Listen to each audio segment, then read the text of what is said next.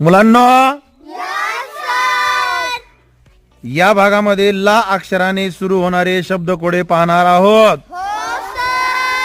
एक रंग, मुलांचे कौड कौतुक. एक लक्ष या संख्येला म्हणतात. फायदा किंवा नफा. तोंडातील एक पाचक रस. स्पर्श करताच पाने मिटून घेणारी एक वनस्पती.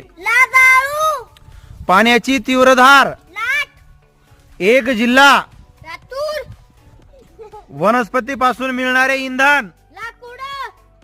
लज्जा किंवा शरम म्हणजेच जमिनीत बी किंवा रोप लावणे. आगतिक दिन किंवा शरणागत येणे म्हणजेच